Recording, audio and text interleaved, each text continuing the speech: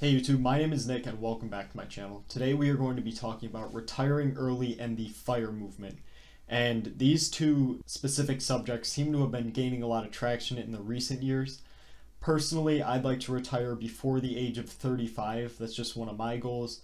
And later in the video, I'm going to be talking about how to come up with enough money to retire 10, 20, maybe even 30 years earlier than you had expected. A quick disclaimer, as usual, is that I'm not a financial advisor, nor am I providing you with professional advice. The decisions that you make with your money is your choice and your choice only.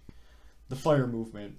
It started in 1992 with a book titled Your Money or Your Life, written by Vicki Robin and Joe Dominguez. What this book focused on was being able to retire early and focus on your personal interests and goals rather than spending valuable years of your life working a 9-to-5 job. This movement has actually been around for a while, longer than I thought, but I've only seen it rise in popularity in recent years. You see a lot of millennials, chasing FIRE, living extremely frugally just so they can retire a few years early. And I'm not sure if it is just gaining popularity or people are just starting to post more and brag more about it, but the movement has been around since the early 1990s. FIRE focuses on how humans work so much and live so little.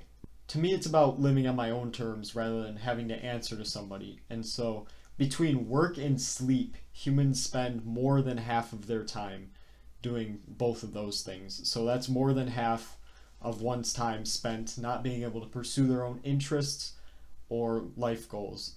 And the other half you get as free time, time to yourself, time to do what you want. If you have a job you love, that's absolutely great, but this movement still might be of interest to you, not necessarily to retire early, but just to gain some security and let go of a little bit of stress in your life. I have my own personal reasons of why I want to retire early, and you should have your reasons as well. Just make sure that it aligns with your life goals, otherwise you're just going to be living super frugally and investing like crazy for nothing.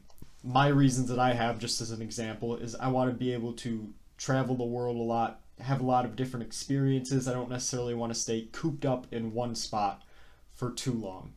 And to have a stable job and pursue this kind of life would be difficult. Therefore, I want to be able to have enough saved and invested by an early age, like I said, before the age of 35, so I can support this kind of lifestyle.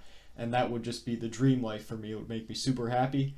And I would also be able to pretty much live on my own terms, like I said. The average retirement age is 61 years old in the United States. If an individual gets into the workforce at age 22 or 23, that's approximately 40 years of work. That is more than 20 years of one's life spent either working or sleeping, and that leaves the other 20 years as free time.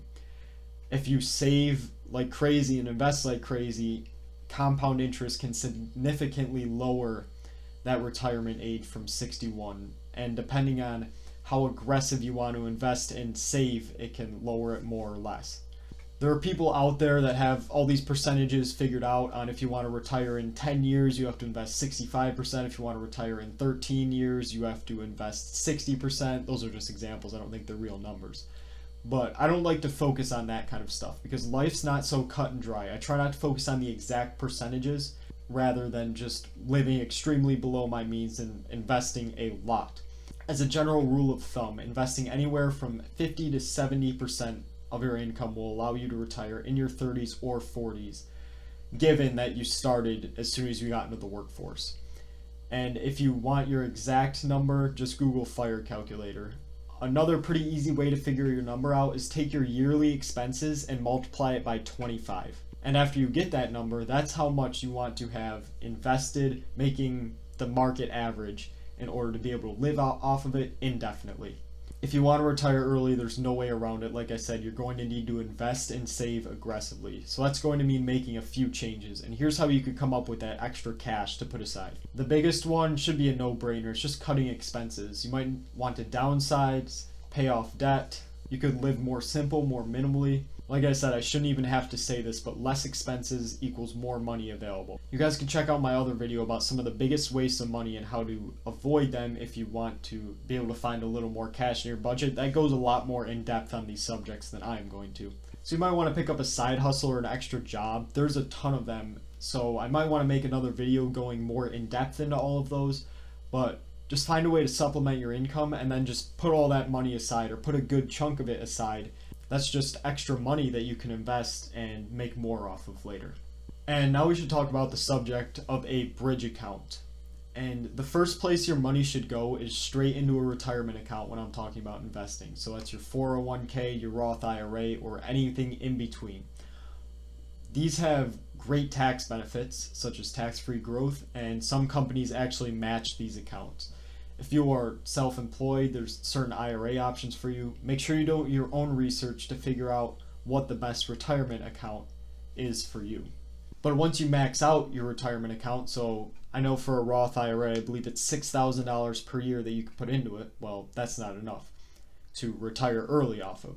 So you're going to have to put the rest of that income elsewhere into an individual investment account. So it's as simple as that. Just do some research online about some online brokerages, find out your favorite one, and then open an individual brokerage account at that bank. And that's where all of the extra money is going to go. And this bridge account is going to be super important because A, obviously all the income that you can't put into these retirement accounts is going to go into there. And B, these retirement accounts do not allow you to withdraw from them until you come of retirement age. So I know for a Roth IRA, it's 59 and a half years old. Say you retire when you're 40 years old, well, between the age of 40 and the age of 59 and a half, you are going to need an investment account to fund that lifestyle if you don't have a job. And so that's what the bridge account does, is it bridges the gap between when you retire and when you could start withdrawing from your retirement accounts. So some quick investment tips. Keep the investing simple, have a healthy and stable risk and return ratio. Just a few simple index funds like the S&P 500 or a total stock market index fund. You might even want to go into real estate. That can also prove just a stable source of rental income. Every month you're getting the check coming in, where the stock market, it has ups and downs, as does the real estate market, but rental properties do prove to have a decent and steady return.